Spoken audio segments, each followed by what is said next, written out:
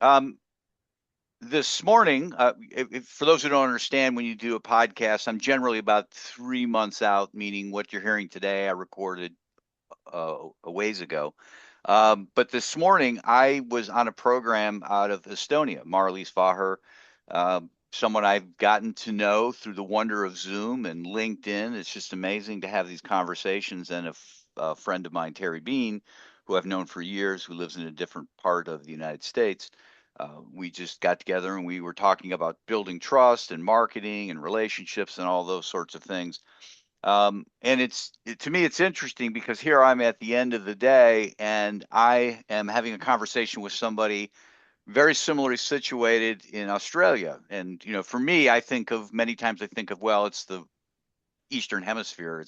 It's all one little tiny little band, and actually, Eastern Hemisphere is huge. It's actually there's more in the Eastern Hemisphere than there is in the Western Hemisphere when you start looking east to west. But today, this afternoon, I've got on the program with me Derek Morgan, and he's an expert in referral marketing, and he helps B2B entrepreneurs grow without relying on ads or cold outreach, which I am a total fan of. He's the founder of Referral Marketing Ideas and heads head of affiliates at Referrit.ai, and he simplifies relationship-driven strategies for sustainable growth. And you know what? I think relationships is where it's at. Cold outreach is not scalable. Relationships are totally scalable. And so today he's going to share with us actionable insights to unlock referral marketing's full potential. Derek, welcome. Thanks, Frank. I appreciate you having me on. Oh, this is good. I mean, we've known each other probably 6 months, maybe longer, and we're just going. I don't know what I should have asked you a long time ago, but it was like there was an exchange. It's like I've never asked him on my program. I think we just get busy, and sometimes the time difference. I'm talking to you. It's late Tuesday afternoon, and it's very early Wednesday morning. 6 a.m. Wednesday morning. Yeah. Yeah, so you're bright-eyed and bushy-tailed. Um, so I guess give us your story. How did nobody, I think we're all we call it high school here or college. We're all about learning, right? Learn, learn, learn. That's the path to success. Relationships never really come into that conversation. And at some point, we all have this, well, not we all, but people like you and I have this epiphany. They're like, well, wait a minute here. I can only learn so much. There's only so many hours in the day. How do I make better use of this? Yeah. Frank, guilty as charged. I mean, I'm I'm only just now, and I won't say only just now, but in recent years I've started to really focus on implementing things that I learned 30 years ago. Hmm. Right. Interesting. Yeah. So so being that habitual learner, it was always like everybody, the marketplace, coming back to your comments around how busy and noisy it is, everybody's got this new idea that it's the new big thing and you should be learning it. So you get into this habit of just constant learning as Hmm. opposed to learn and execute. It's like, oh, that's a great idea. Let's go actually execute on what I've just learned and actually get the value out of it, as opposed to like, oh, yeah, another new thing. I've got to go back into learning mode. So I found myself consuming a huge amount of information that I wasn't executing on. Now I'm going back and actually executing on some of the things that I learned. But back to your question of, how did I get here? I've been one of those people in the past that has changed changed jobs every 4 years. Like I seemed to have been on a cycle, but when I say change jobs, it was change industries, Oh, which meant wow. changing networks, which meant learning an entire new language from an industry perspective. So I found myself in this habit of just changing industries. And then every time you changed industry, you had to build new networks, you had to build new connections because it's a different people ecosystem that you're working with. So yeah, had to get good at building relationships across multiple different industries and services and technology and financial services. So yeah, fell into networking by necessity. Well, now, um, I mean, networking is one of those agnostic things that really covers everything. So now you're kind of in a position where you can go back with some of those old contacts, even though you're not in the industry, you have value you can bring to those people. My sense Yeah, of it well, like, is, yeah, well, I mean, yeah, I'd be interested to get your perspective on this, but principles and strategies around networking are they're fundamental. They don't change drastically. People are people. Yeah, we've got all this technology that changes, or we've got all these, butterfly marketing tactics that are hot now, but fizzle out relatively yep, quickly. But you know, people and human connection and networks are principle and strategy driven in my mind, and therefore it is your one consistent marketing process or growth strategy that you can implement regardless of what algorithms are doing or what the next ad fad is, right? So it's within your control to actually have at least one pillar of a growth strategy in your business that you can execute on at will. And that's how we review that's how I perceive referral marketing versus most businesses just getting referred leads organically by osmosis, right? Because they don't have a system or a process for actually turning on the tap and getting those referred leads. They're coming, they don't know when they're coming, they don't know how they're coming, they're just coming because they're a good business and they're good relationship people, but they don't have a process. So, yeah, yeah. To your point, those people, things happen and they don't know why. yeah, Um, and so you know, it's almost like a rain dance. Maybe you're in Australia. I don't know. Native yeah, Americans here but had, you're I'm familiar, familiar right? with the term. Yep. Yeah. And so it's like, we got clients last time when we did X, Y, and Z, which is the equivalent of a rain dance, right? Even though whatever they did, the dance never really brought the rain. It was, the rain came. And people do things and they think, okay, because we did this is what generates referrals. And then when it doesn't happen, it's like something is broken, right? With the Native Americans, it was okay. What's broken is we've made the gods angry. We need to sacrifice something or someone to the Mm, gods. And people in business are, well, networking events don't work anymore, or whatever it is, LinkedIn ads don't work anymore, or whatever it might be, and not realizing that there's an underlying relationship component that really uh, drove the business, drove the referral, and mm, it's not doing it anymore, or yeah, it doesn't always work perfectly. yeah, yeah. And I think with, AI is an interesting one because AI is now the new fad, and now everybody's going, well, I can do a lot of content vomit Yep. on the marketplace with AI, and then I can do a whole lot of cold outreach 24/7 with AI. Well, if everybody can do that, that's just making the market even more noisier and making cold outreach even less effective. I mean, yeah, it will always work. It's still, well, the assumption is it will always work, but it works just less effectively because the conversion rates go down and people shut down and their filters are, they're filtering everything out. So that's where, what you do in and around AM Spirit and Networking Hub is so valuable in sort of shining a light on how does an individual business owner and individual sales representative actually take control of their own outbound activity, which creates inbound referrals. Coming back to your XYZ, referrals come in, but people are not, the business owners or the sales execs are not focusing on what exactly is X, what exactly is Y, and what is actually Z that generated that referral. Because when I can focus on that, now I can tweak and refine it, and I can then implement it consistently because I know what that formula is, right? Yeah, no, absolutely. It's funny you mentioned the whole notion of AI. I had somebody reach out to me and say, "Yeah, I'm building this. I've got this AI thing, and it'll just, it's going to automate what you do, your social outreach, and blah blah blah blah blah."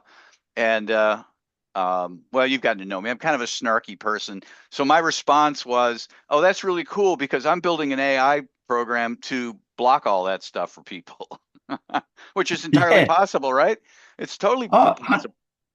well, if LinkedIn is not doing that right now, then LinkedIn's platform's under threat, right? Yeah, Because nobody wants to do anything anymore. Therefore, they want their AI to do it. So you get all of these bot comments coming into your posts. Well, it's not genuine activity, right? yeah, And that's a problem for LinkedIn. So I would imagine they're pulling their hair out at the moment, trying to stop people creating fake profiles and then going and spamming the daylights out of comments with those profiles.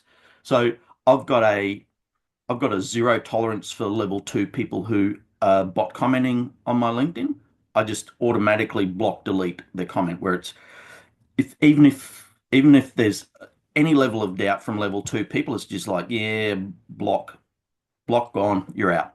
yeah, With my level one connections, and I did this recently, a guy that I know and respect, but and I know him personally, but all of a sudden, never heard from him for 10 years, and then all of a sudden he's commenting on every comment or post that I do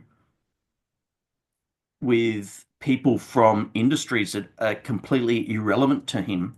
So I just went, please explain, hey, what are you doing with this bot? If you don't respond to me within 24 hours and you don't stop it, I'm deleting you from my network. Didn't hear from him. Bang, delete, gone, you're gone. Because it's your personal brand that's then tied to these bots, right? It's yeah. so so yeah, I've got a one strike you're out for my Yeah, level one connections and a zero tolerance for level two. yeah, I don't blame you. I get people reaching out to me on LinkedIn, and other but LinkedIn is the profile, is the adult table, right? It's not the kids table at the holidays, right? Mm, LinkedIn's where the adults sit. And yeah, I get people reaching out, and it's I'll respond, and I don't hear anything. Especially something might intrigue me. It's like, okay, they're not really there. They're not, or they'll ask a question like, "Hey, have you ever thought about having a podcast, Frank?" Well, if anybody looked at my profile, they would see that I list my podcast on there. and you Pretty got prompt. hundreds and hundreds of episodes. You've been doing it for years. Yeah, you don't have to do much research to see that I have a podcast. You don't have to do much research to see that I've written books. And so why are you asking me these things? And they're just not, they're just looking at one little thing, okay, this guy used to be an attorney, or this guy's designated as a coach or a consultant. So we're just gonna start firing this stuff out, and Yeah. maybe it works well enough for them to continue it. I don't know. Well, I guess the challenge is it's just happening in the background, and if they're automating everything, it's just happening in the background. And yeah, I mean, you sift enough sand, and maybe you find a grain of gold when you're out panning, right? Right? But you got to do a lot of sifting. Yeah. Whereas, with what you advocate for and what we do, it's like, well, hang on, I know exactly who I want to connect with because I've profiled them very clearly.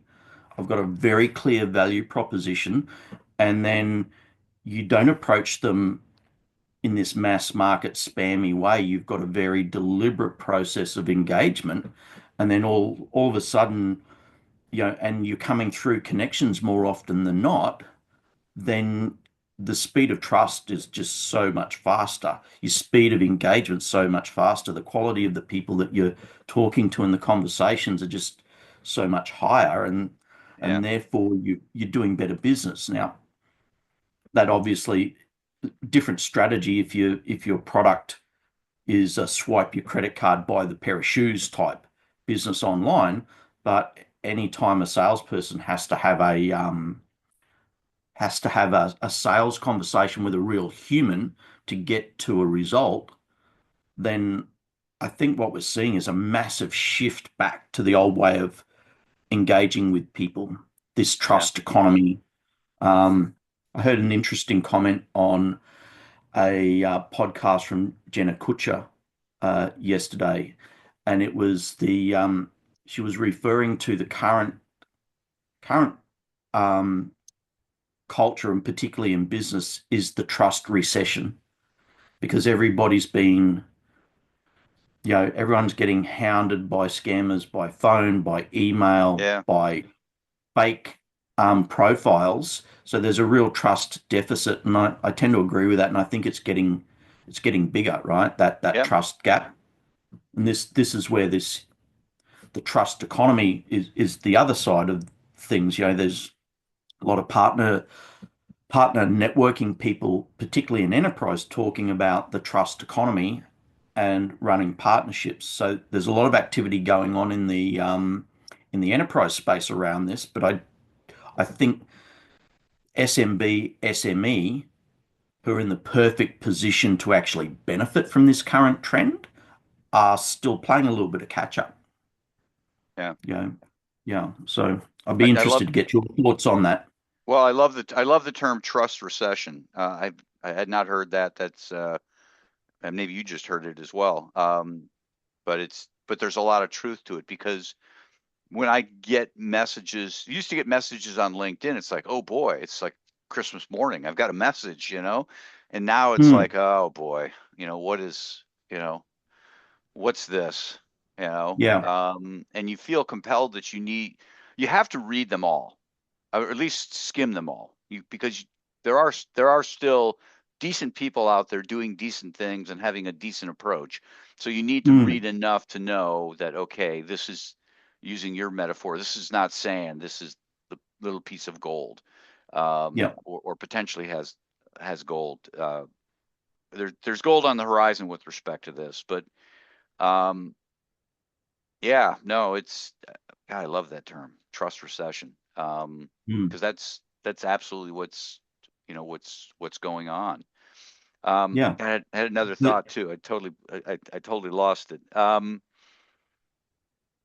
but the flip side of that is, when you get into communities like you've developed with Network Hub and like you've developed with um, AmSpirit, it's the antidote to that trust recession because the communities that you build, and I use this as an example because anybody can do it. Like if I can do it, anybody can do it, right? Yeah, Um, is is the fact that you then build communities and relationships and networks where you're the complete opposite of trust recession. You like trust abundance, and therefore everything just happens faster, easier, right? So being part of your network hub the way last week, that introduced me to a lot of great people. But as a result of the quality of the networks that you've built around you and that other people can build around them in their area of expertise, the conversations, the connections I made from Network Hub last week were really high quality. And because you become the influencer that creates the space for those conversations to happen, I've had 4 meetings in the past week as a result of that, but not just any meetings, quality meetings, not meetings for the sake of meetings. It's like, really high quality engagement because you become the center of influence that brings good people together, therefore they can collaborate faster. yeah. No, I totally get it. When I was on the call this morning out of Estonia, with Marlies Vaher and Terry Bean, we were talking towards the tail end. What is what Following on what's the antidote to this? And the metaphor I used early on in that program was the reason people are doing all this cold outreach is they feel like a kid in the candy store and there's all these great people and they need to touch everybody. And it's like, well, you don't need to touch everybody to make money. You need to pick the candy that's right for you and find the candies that's right for you. So, we talked towards the end, and I said, my saying is that less is more. Less Mm, outreach is more outreach. And not so much anymore, but I would talk to people during the lockdown, like, I can't talk long. I got 12 more calls today. It's like, oh my God, 12 calls in a day. I mean, that might be a month for me.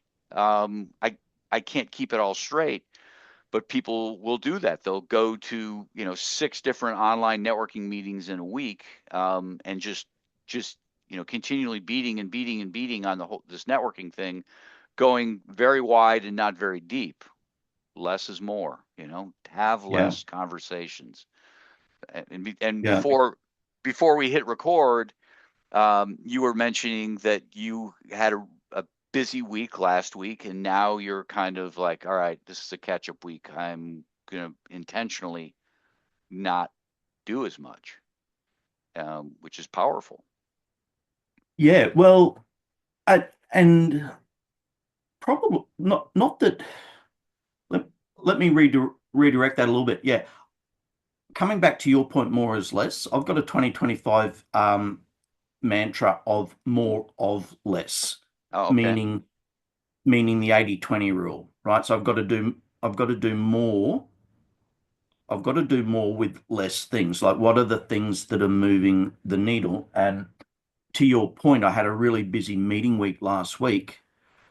And back to your point around doing people being hyperactive in networking, I was hyperactive last week in making new connections, going to new events.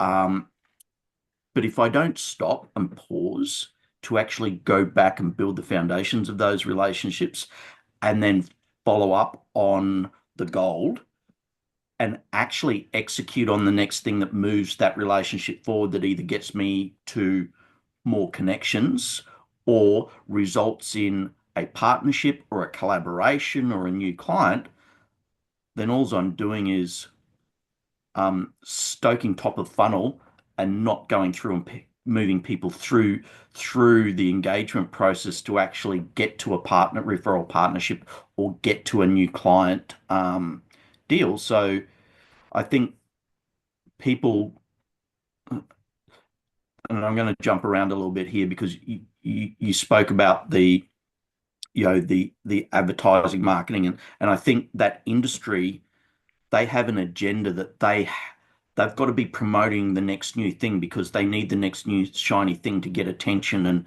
and therefore Right. they're diverting our attention to focus up here, whereas having a deliberate strategy around your networking gets you focusing in two areas. You've got two pillars instead of just relying on one, which is typically fad marketing, which even if you get it right, it lasts a while, and that while is not too long typically, and then the effectiveness of that campaign drops off, and then you've got to go find the new butterfly, go chase the new campaign. Whereas your networking and your particularly referral partnerships, because we break networking up. We've got five key pillars, and at the center of that pillar is ideal profiles, which we categorize them into four. And I'm getting very long-winded here, and I apologize. No, it's But okay. that coming back to you know coming back to these serial networkers, I'm going to tie this all together. Hopefully, when you go out and find an ideal customer and you're not move you focus on them, that's a one-to-one referral if you can get customers to refer. When you get referral partners to refer, that we refer that as a one-to-more strategy, because you've got a central relationship who has lots of your ideal customers, and I know you know all of this, but because they're working with your ideal customers all the time, they've already got a strong relationship with a network of them. They can refer more clients to you more often, right? So we always encourage our members and users and clients to focus on partnerships first, because the referrals will come, and then you know obviously have a customer referral strategy, but customers we tend to find are less consistent and less reliable. That's where you get this ad hoc lead Yeah. generation, and then affiliates and partners, ideal affiliates and ideal centers of influence is something I won't sort of go into today, but they are a one to many strategy. So, in my world, and you're an influencer within my ideal client base, and now we're having a conversation, and you're enabling that conversation to go out to many people. Um, so, but back to the habitual networkers and being deliberate and following up. uh, to your point, they're going to a networking event, and then they're going to a networking event, and then going to a networking event, and then they're going to a networking event, and they make a very thin thread connection, or they might actually make a really strong connection in that moment, but then they don't have a follow-up process. And therefore, if they're relying on the other person to follow up, the other person's busy, distracted, and not following up. So I find that even people in networking events that go, I love what you do. Like, we really need to get together. We really need to connect. I put all my details in there and I see who connects with me, um, because that's the first filter. Do they Yep. follow up? Yeah. Most people don't. And then I will pull out the one or two people that you go, that person looks really interesting. Back to your point, go and do the research, have a look at their profile and go, right, if they don't follow me up, I'm definitely following that person up.